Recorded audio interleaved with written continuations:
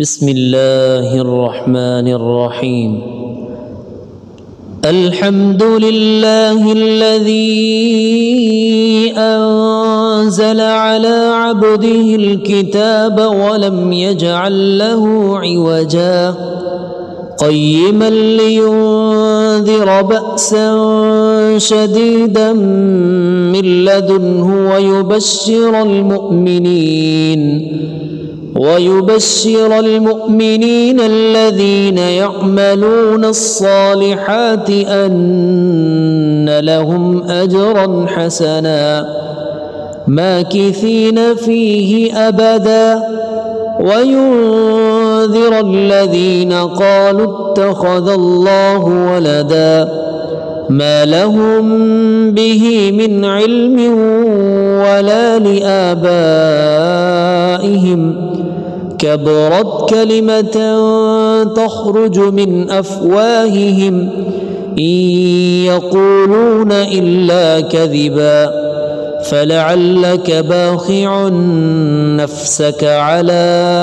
آثارهم إن لم يؤمنوا بهذا الحديث أسفا إنا جعلنا ما على الأرض زينة لها لنبلوهم أيهم أحسن عملا وإنا لجاعلون ما عليها صعيدا جرزا أم حسبت أن أصحاب الكهف والرقيم كانوا من آياتنا عجبا إذ أوى الفتية إلى الكهف فقالوا ربنا آتنا من لدنك رحمة وهيئ لنا من أمرنا رشدا فضربنا على آذانهم في الكهف سنين عددا ثم بعثناهم لنعلم أي الحزبين أحصى لما لبثوا أمدا نحن نقص عليك نبأهم بالحق إنهم فتية آمنوا بربهم وزدناهم هدى وربطنا على قلوبهم إذ قاموا فقالوا ربنا رب السماوات والأرض لن ندعو من دونه إلها لقد قلنا إذا شططا هؤلاء قومنا اتخذوا من دونه آلهة لولا يأتون عليهم بسلطان بين فمن أظلم ممن افترى على الله كذبا وإذ اعتزلتموهم وما يعبدون إلا الله فأووا إلى الكهف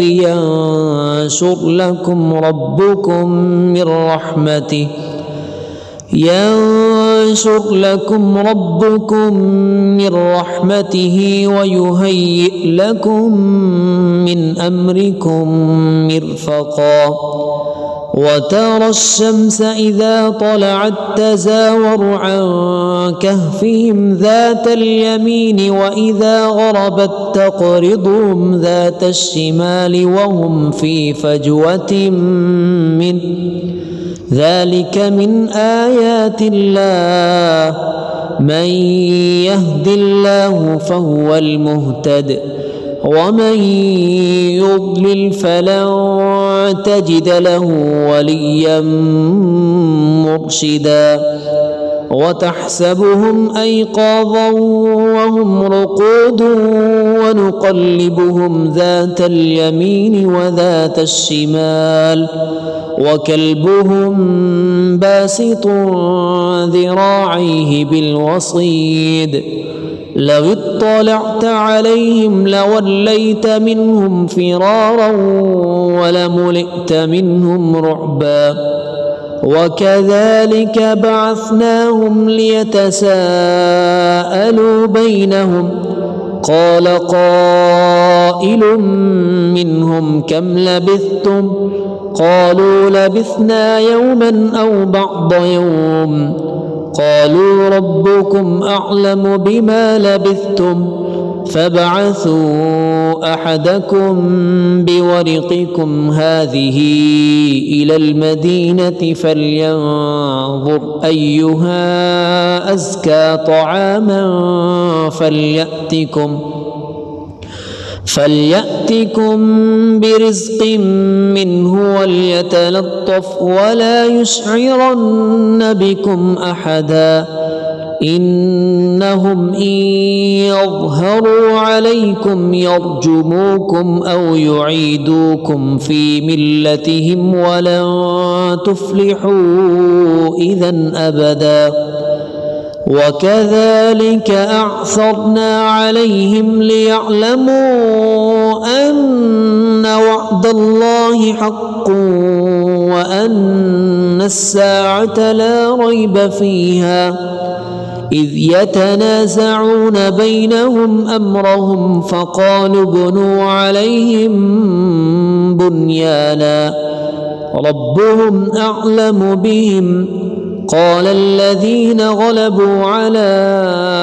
أمرهم لنتخذن عليهم مسجدا سيقولون ثلاثة رابعهم كلبهم ويقولون خمسة سادسهم كلبهم رجما بالغيب ويقولون سبعة وثامنهم كلبهم قل ربي أعلم بعدتهم ما يعلمهم إلا قليل فلا تمار فيهم إلا مراء ظاهرا ولا تستفت فيهم منهم أحدا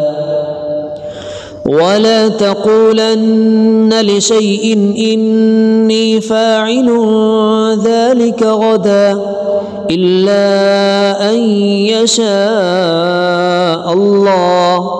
واذكر ربك إذا نسيت وقل عسى أن يهديني ربي لأقرب من هذا رشدا ولبثوا في كهفهم 300 سنين وازدادوا 9 قل الله أعلم بما لبثوا له غيب السماوات والأرض أبصر به وأسمع ما لهم من دونه من ولي ولا يشرك في حكمه أحدا واتل ما أوحي إليك من كتاب ربك لا مبدل لكلماته ولن تجد من دونه ملتحدا واصبر نفسك مع الذين يدعون ربهم بالغداة والعشي يريدون وجهه ولا تعد عيناك عنهم تريد زينة الحياة الدنيا ولا تطع من أغفلنا قلبه عن ذكرنا واتبع هواه وكان أمره فرطا وقل الحق من ربكم فمن شاء فليؤمن ومن شاء فليكفر إنا أعتدنا للظالمين نارا أحاط بهم سرادقها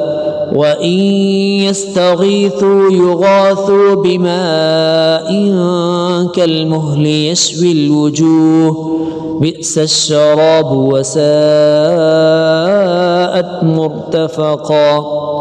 إن الذين آمنوا وعملوا الصالحات إنا لا نضيع أجر من أحسن عملا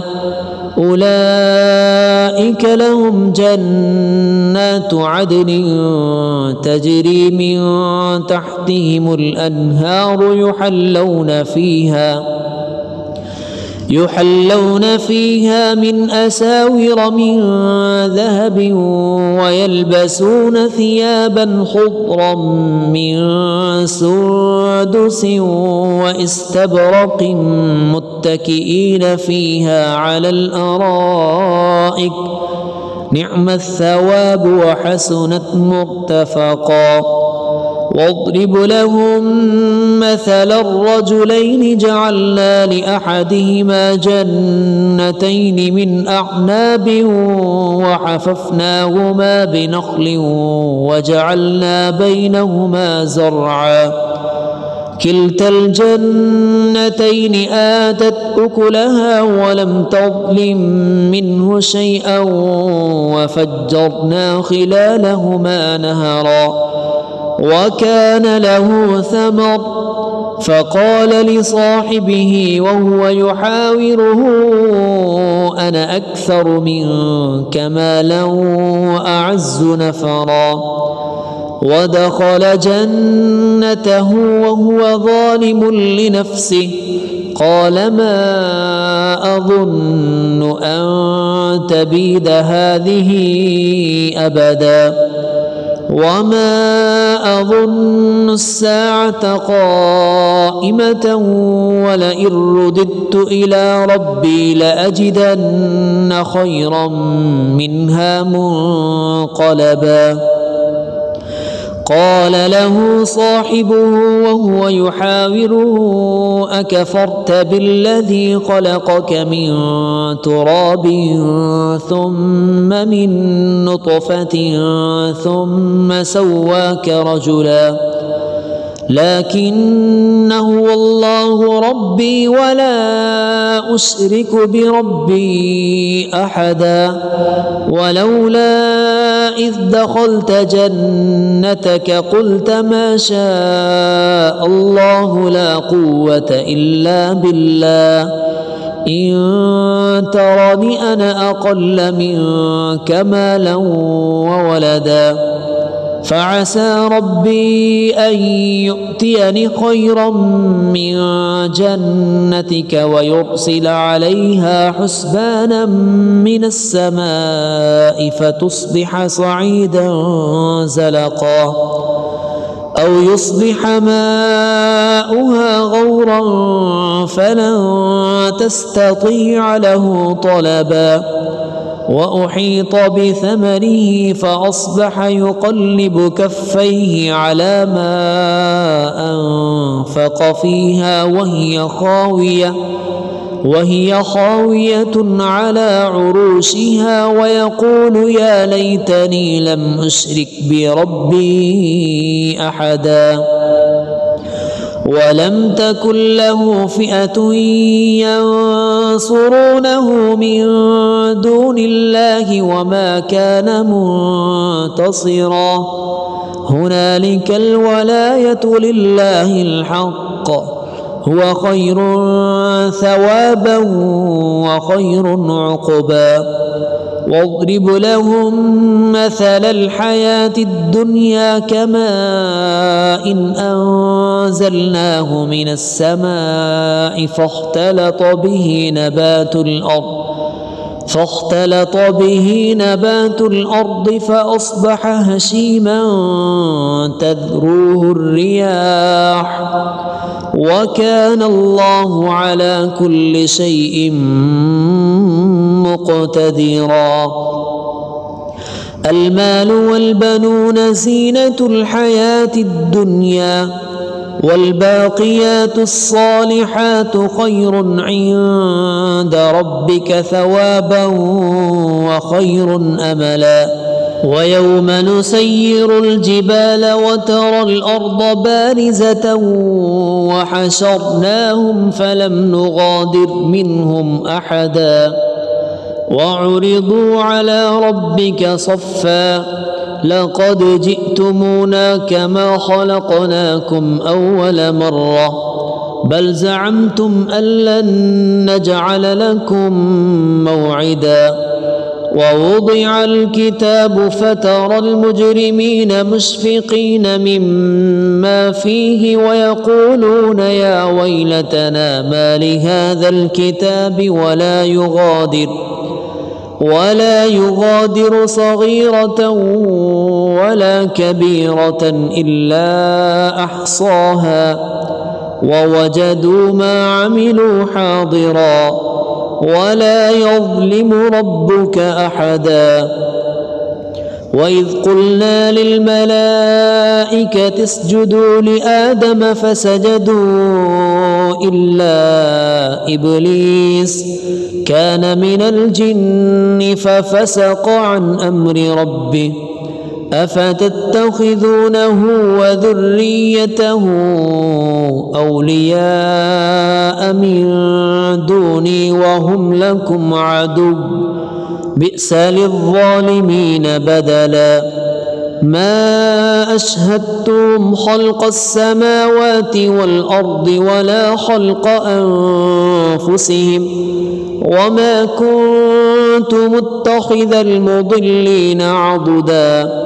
ويوم يقول نادوا شركائي الذين زعمتم فدعوهم فلم يستجيبوا لهم وجعلنا بينهم موبقا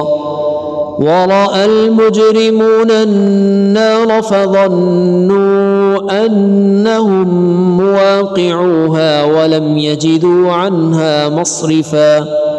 ولقد صرفنا في هذا القرآن للناس من كل مثل وكان الإنسان أكثر شيء جدلا وما منع الناس أن يؤمنوا إذ جاءهم الهدى ويستغفروا ربهم إلا أن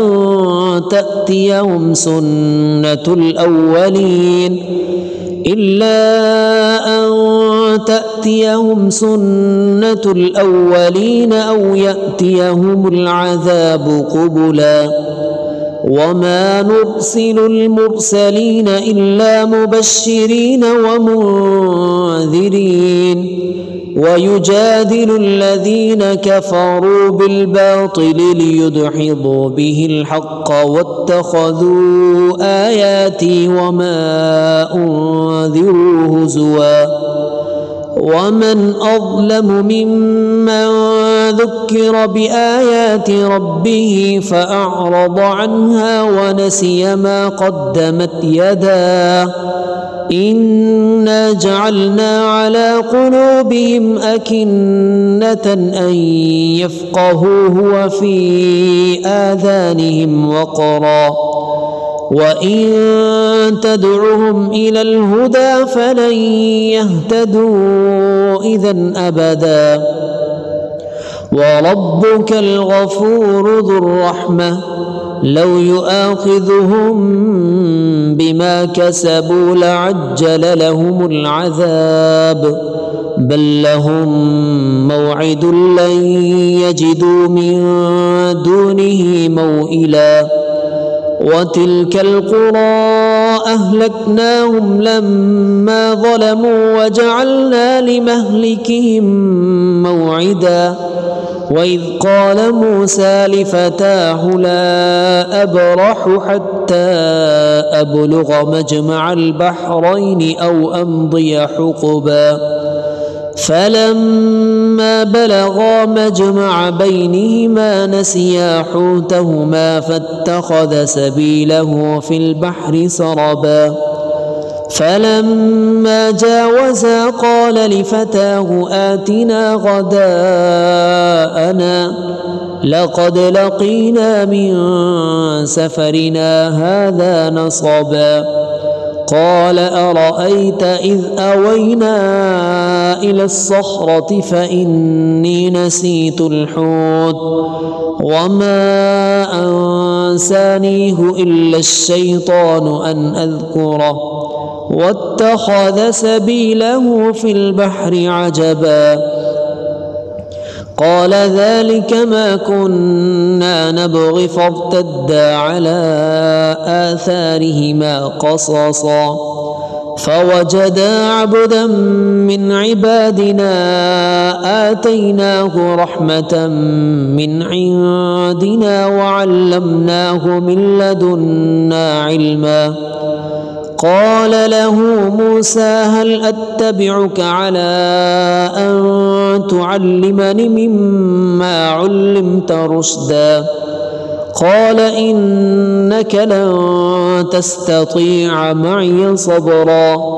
وكيف تصبر على ما لم تحط به خبرا قال ستجدني إن شاء الله صابرا ولا أعصي لك أمرا قال فإن اتبعتني فلا تسألني عن شيء حتى أحدث لك منه ذكرا فانطلقا حتى إذا ركبا في السفينة خرقها قال أخرقتها لتغرق أهلها لقد جئت شيئا إمرا قال ألم أقل إنك لن تستطيع معي صبرا قال لا تؤاخذني بما نسيت ولا ترهقني من أمري عسرا فانطلقا حتى إذا لقيا غلاما فقتله قال أقتلت نفسا زكية بغير نفس لقد جئت شيئا نكرا قال ألم أقل لك إنك لن تستطيع معي صبرا قال إن سألتك عن شيء بعدها فلا تصاحبني قد بلغت من لدني عذرا فانطلقا حتى إذا أتيا أهل قرية استطعما أهلها فأبوا أن يضيفوهما فوجدا فيها جدارا يريد أن ينقض فأقامه قال لو شئت لاتخذت عليه أجرا قال هذا فراق بيني وبينك سأنبئك بتأويل ما لم تستطع عليه صبرا أما السفينة فكانت لمساكين يعملون في البحر فأردت أن أعيبها وكان وراءهم ملك يأخذ كل سفينة غصبا وأما الغلام فكان أبواه مؤمنين فخشينا أن يرهقهما طغيانا وكفرا فأردنا أن يبدلهما ربهما خيرا منه زكاة وأقرب رحما وأما الجدار فكان لغلامين يتيمين في المدينة وكان تحته كنز لهما وكان أبوهما صالحا فأراد ربك أن يبلغا أشدهما ويستخرجا كنزهما رحمة من ربك وما فعلته عن أمري ذلك تأويل ما لم تسطع عليه صبرا ويسألونك عن ذي القرنين قل سأتلو عليكم منه ذكرا إنا مكنا له في الأرض وآتيناه من كل شيء سببا فأتبع سببا حتى إذا بلغ مغرب الشمس وجدها تغرب في عين حمئة ووجد عندها قوما قالوا يا ذا القرنين إما أن تعذب وإما أن تتخذ فيهم حسنا قال أما من ظلم فسوف نعذبه ثم يرد إلى ربه فيعذبه عذابا نكرا وأما من آمن وعمل صالحا فله جزاء الحسنى وسنقول له من أمرنا يسرا ثم أتبع سببا حتى إذا بلغ مطلع الشمس وجدها تطلع على قوم لم نجعل لهم من دونها سترا كذلك وقد أحطنا بما لديه خبرا ثم أتبع سببا حتى إذا بلغ بين السدين وجد من دونهما قوما لا يكادون يفقهون قولا قالوا يا ذا القرنين إن يأجوج ومأجوج مفسدون في الأرض فهل نجعل لك خرجا على أن تجعل بيننا وبينهم سدا قال ما مكني فيه ربي خير فأعينوني بقوة أجعل بينكم وبينهم ردما آتوني زبر الحديد حتى إذا ساوى بين الصدفين قال انفخوا حتى إذا جعله نارا قال آتوني أفرغ عليه قطرا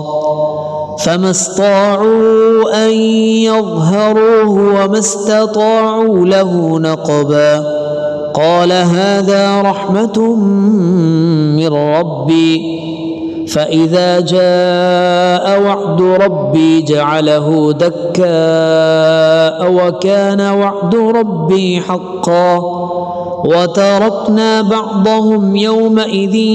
يموج في بعض ونفخ في الصور فجمعناهم جمعا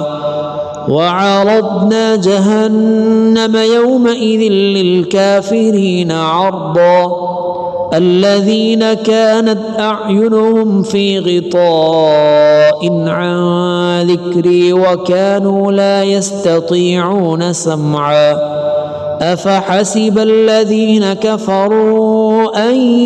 يتخذوا عبادي من دوني أولياء إنا أعتدنا جهنم للكافرين نزلا قل هل ننبئكم بالأخسرين أعمالا الذين ضل سعيهم في الحياة الدنيا وهم يحسبون أنهم يحسنون صنعا أولئك الذين كفروا بآيات ربهم ولقائه فحبطت أعمالهم فلا نقيم لهم يوم القيامة وزنا ذلك جزاؤهم جهنم بما كفروا واتخذوا آياتي ورسلي هزوا إن الذين آمنوا وعملوا الصالحات كانت لهم جنات الفردوس نزلا خالدين فيها لا يبغون عنها حولا قل لو كان البحر مدادا لكلمات ربي لنفد البحر قبل أن تنفد كلمات ربي ولو جئنا بمثله مددا قل إنما أنا بشر مثلكم يوحى إلي أنما إلهكم إله واحد فمن كان يرجو لقاء ربه فليعمل عملا صالحا ولا يشرك بعبادة ربه أحدا.